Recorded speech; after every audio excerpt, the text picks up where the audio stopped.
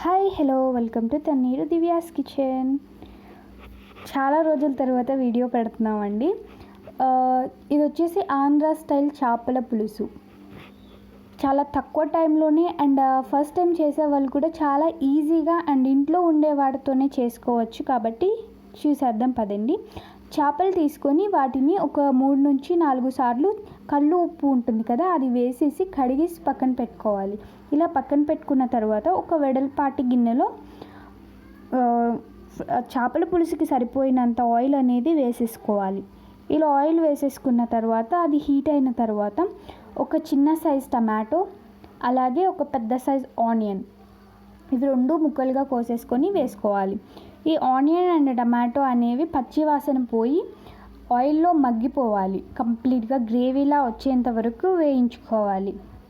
Once ఇలా గ్రేవీలా వచ్చిన తర్వాత ఫ్రెష్ అల్లం వెల్లుల్లి పేస్ట్ అనేది నాన్ వెజ్లో వేసుకునేటప్పుడు ఫ్రెష్ది వేసుకోవడం వల్ల ఏంటి అంటే మంచి స్మెల్ అనేది బాగుంటుంది. At the same time taste కూడా బాగుంటుంది. సో ఎవ్రీ టైమ్ అల్లం వెల్లుల్లి పేస్ట్ అనేది ఇలా ఫ్రెష్గానే వేసుకోవడానికి ప్రిఫర్ చేయండి. అండ్ ఆ అల్లం వెల్లుల్లి పేస్ట్ పచ్చి వాసన పోయిన తర్వాత మనం ఇప్పుడు ముందుగా కడిగి పక్కన పెట్టుకున్నాం కదా, ఆ చేప ముక్కలు అనేవి ఒక్కొక్కటిగా యాడ్ చేసుకోవాలి. ఒకేసారి వేసేయడం వల్ల ఏమవుతుంది అని అంటే చేప ముక్కల్లో ఉండే వాటర్ అనేది ఇందులోకి వస్తుంది. సో ఒక్కొక్క పీస్ అనేది వేసుకోవడం వల్ల అందులో ఉండే వాటర్ ఈ కర్రీలోకి రాకుండా ఉంటుంది. అండ్ ఆ వాటర్ దీనిలోకి రావడం వల్ల నీచు వాసన అనేది వస్తుంది. సో అలా కాకుండా ఒక్కొక్కటిగా మీరు యాడ్ చేసుకోండి. ఇలా యాడ్ చేసుకున్న తర్వాత ఇందులోకి కొంచెం ఉప్పు అనేది కొంచెం తక్కువ వేసుకోండి. ముక్కకి సరిపోయేంత ముక్క అనేది తీసేసుకుంటుంది. ఇప్పుడు వచ్చేసి పసుపు.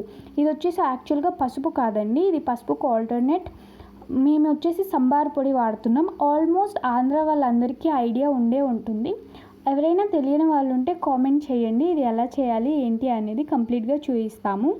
అండ్ ఒక 2 టేబుల్ స్పూన్ల నుంచి 3 టేబుల్ స్పూన్లు అంటే మీకు రుచికి సరిపడినంత కారం అనేది యాడ్ చేసుకోవాలి.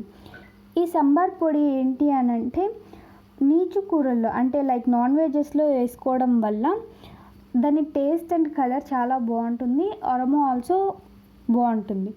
సో ఇది గరిటె పెట్టి తిప్పకండి. గరిటె పెట్టి తిప్పితే ఏమవుతుంది అని అంటే చేప ముక్కలు అనేవి విరిగిపోతాయి. ముందుగానే మనము ఒక 1/2 అవర్ ముందు చింతపండు అనేది నానపెట్టి దాన్ని గుజ్జు తీసి పక్కన పెట్టుకోవాలి. అలా పక్కన పెట్టుకున్నదే ఇప్పుడు మనం ఇందులో వేస్తున్నాము. ఇలా వన్స్ గుజ్జు అనేది యాడ్ చేసిన తర్వాత చేపలు మునిగేంత వరకు కొంచెం వాటర్ అనేది పోసుకోవాలి. చేపలు ఉడకడానికి కొంచెం వాటర్ అనేది పోసుకోవాలి. ఎప్పుడైనా కూడా ఫిష్ కర్రీ అనేది ఒక వెడల్పాటి దాంట్లోనే చేయాలి. లైక్ 1 kg ఫిష్ అంటే దానికి 2 kgs ఉడికేంత క్వాంటిటీ ఉండే లైక్ సట్టి అనేది లైక్ పాన్ అనేది తీసుకోవాలి. అప్పుడే ఫిష్ కర్రీ అనేది కంప్లీట్గా బాగా వస్తుంది. అంటే మనము కలిపినప్పుడైనా విరిగిపోకుండా ఉంటాయి. ఎడ్జెస్ నుంచి కలపాలి, మిడిల్లో పెట్టి కలపకూడదు. ఇలా ఎడ్జెస్ నుంచి కలపడం వల్ల నీట్గా వస్తుంది. అండ్ ఇప్పుడు ఒక 10 minutes అనేది మనం మూత పెట్టి ఉడికించేసుకున్నాము. ఇది ఫిష్ కర్రీ అయినా లేదు అంటే మటన్ చికెన్ ఏదైనా ఫస్ట్ టైం చేసేవాళ్ళు ఏంటి అని అంటే ఎలా ఉడికిందో తెలియదు మోస్ట్లీ. సో వాళ్ళకి తెలియడానికి ఒక టిప్ ఏంటి అంటే ఆయిల్ అంతా కూడా ఏ కర్రీలో అయినా కూడా ఉడికిన తర్వాత ఆయిల్ అంతా కూడా బయటకు అనేది వచ్చేస్తుంది. ఇలా ఆయిల్ అంతా బయటకు వచ్చినప్పుడు ఉడికిపోయిందని అర్థం. సో ఇప్పుడు ఆల్మోస్ట్ ఉడికిపోయింది కాబట్టి దీనిలోకి మనం కొత్తిమీర అనేది యాడ్ చేసుకుందాం. మీకు ఇష్టం ఉంటే యాడ్ చేసుకోండి, లేదంటే స్కిప్ చేసేయచ్చు. ఒక 2 minutes అనేది ఉడికించుకుందాము. సండే ఫిష్ కర్రీ అనేది రెడీ అయిపోయింది. కొంచెం చల్లారిన తర్వాత తినేయడమే. ఫిష్ కర్రీ రెడీ అయిపోయింది, చూసారు కదా. Please subscribe my video and share.